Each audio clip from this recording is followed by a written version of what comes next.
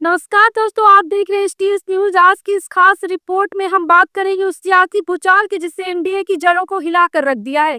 क्या सच में एनडीए टूटने की कगार पर है? क्या दक्षिण भारत में बीजेपी के सारे सपने बिखर रहे हैं? और क्या तमिलनाडु से उठी ये चिंगारी केंद्र की मोदी सरकार को भी हिला सकती है? आगे बढ़े उससे पहले आपसे एक छोटी सी रिक्वेस्ट है, अगर आप हमारे चैनल पर नए हैं तो लाइक जरूर कीजिए, सब्सक्राइब करिए, शेयर कीजिए और कॉमेंट करके बताइए कि आपका क्या नजरिया है इस बुरे मुद्दे। अब शुरू करते हैं आज की बड़ी खबर। दोस्तों, इस वक्त एनडीए यानी नेशनल डेमोक्रेटिक अलायंस के अंदर बवाल मचा हुआ है। 2024 के लोकसभा चुनाव में मिली करारी हार के बाद बीजेपी के सहयोगी दल अब खुद को ठगा महसूस कर रहे हैं। उन्हें लग रहा है कि अब बीजेपी के सहारे सत्ता में पहुंचना नामुमकिन तो होता जा रहा है। और अब जो ताजा खबर तमिलनाडु से आई है उसने एनडीए के और मुश्किल में डाल दिया है। 6 दिन पहले ही गृह मंत्री अमित शाह ने चेन्नई में ऐलान किया था कि बीजेपी और एआईएडीएमके मिलकर चुनाव लड़ेगी और तमिलनाडु में सरकार बनाएगी। लेकिन अभी जो बयान एआईएडीएमके प्रमुख के पलानीस्वामी ने दिया है उसने पूरे राजनीतिक गलियारों में खलबली मचा दी है। और आपको बता दें कि पलानीस्वामी ने साफ कर दिया है कि एआईएडीएमके सिर्फ चुनावी गठबंधन करेगी, सरकार नहीं बनाएगी। यानी अमित शाह जो दावा कर रहे हैं वो बयान अब झूठा साबित हो रहा है। मतलब ये कि चुनाव जीत भी गए तो बीजेपी को सत्ता में भागीदारी नहीं मिलेगी, सरकार केवल एआईएडीएमके की बनेगी, ऐसा खुद उनके नेता कह रहे हैं। अब सोचिए, जब एक ही मंच पर खड़े होकर एक तरफ अमित शाह सरकार बनाने का दावा कर रहे हैं और दूसरी तरफ पलानीस्वामी गठबंधन सरकार से इनकार कर रहे हैं, तो इसका क्या मतलब निकाला जाए? असल में एआईएडीएमके के अंदर है भारी नाराजगी। पार्टी के बड़े नेता बीजेपी से महागठबंधन के खिलाफ है। उनका कहना है कि इस गठबंधन से उन्हें कुछ भी हासिल नहीं हुआ।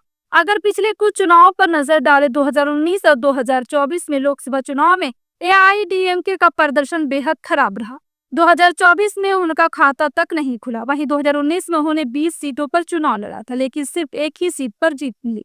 बीजेपी का हाल में तो और भी बुरा हाल हुआ। 28 सीटों पर चुनाव लड़कर भी एक भी सीट नहीं मिली, तो एआईएडीएमके को लगने लगा कि बीजेपी के साथ खड़े होकर सिर्फ नुकसान ही हुआ है, फायदा नहीं हुआ। अब इस सियासी तूफान की एक बड़ी वजह एआईएडीएमके के अंदर घमासान भी है। पलानीस्वामी और पनीरसेल्वम के बीच की लड़ाई तो आपने सुनी ही होगी। पनीरसेल्वम बीजेपी से गठबंधन के पक्ष में थे, लेकिन पलानीस्वामी बिल्कुल खिला। नतीजा, पनीरसेल्वम के पार्टी से ही बाहर कर दिया गया। अब जब पलानीस्वामी ने भी मजबूरी ने बीजेपी के गठबंधन मजबूर किया है, तो पार्टी के बाकी नेता उनके खिलाफ हो गए हैं। दबाव इतना बढ़ गया है कि उनका मीडिया के सामने आकर ये कहना पड़ा कि गठबंधन से चुनाव के लिए है, सरकार नहीं बनाएगी। जी हाँ, आपको बता दें कि अब बात बीजेपी के लिए बड़ा झटका है, क्योंकि दक्षिणी भारत खासकर तमिलनाडु में बीजेपी लंबे वक्त से पैर जमाने की कोशिश कर रही थी, लेकिन आज तक वहां उनकी सरकार नहीं बन पाई। और जब भी उन्होंने किसी पार्टी से गठबंधन किया तो अंत में नुकसान हुआ। तमिलनाडु में पिछले 55 सालों में डीएमके और एआईएडीएमके का ही कब्जा रहा। बीजेपी और कांग्रेस जैसी पार्टी वहां केवल तमाशाबीन बनकर रह गई।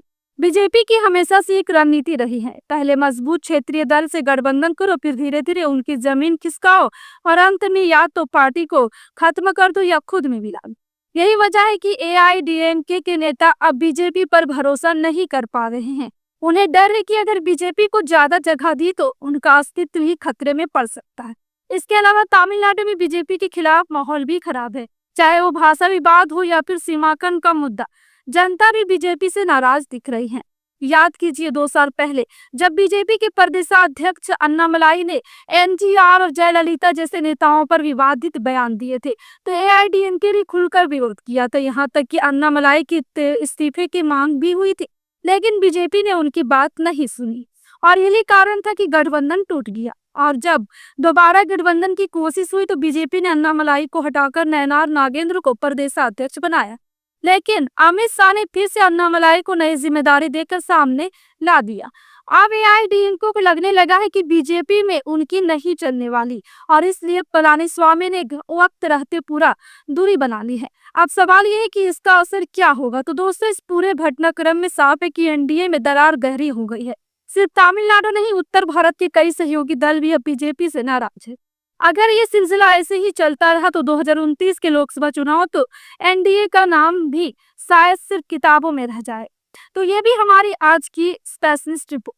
क्या बीजेपी के लिए दक्षिण का रास्ता बंद हो चुका है? आपको क्या लगता है, क्या पलानीस्वामी का बयान सही है? क्या बीजेपी गठबंधन करके एआईडीएमके का नुकसान होगा? नीचे कमेंट करके अपनी राय जरूर दीजिए। और अगर आपको ये रिपोर्ट पसंद आई हो तो लाइक करना ना भूलिए, चैनल को सब्सक्राइब कर लीजिए और वीडियो को ज्यादा से ज्यादा शेयर कीजिए। मिलते हैं अगली रिपोर्ट में एक और बड़े खुलासे के साथ। तब तक के लिए दीजिए इजाजत। जय हिंद, जय भारत।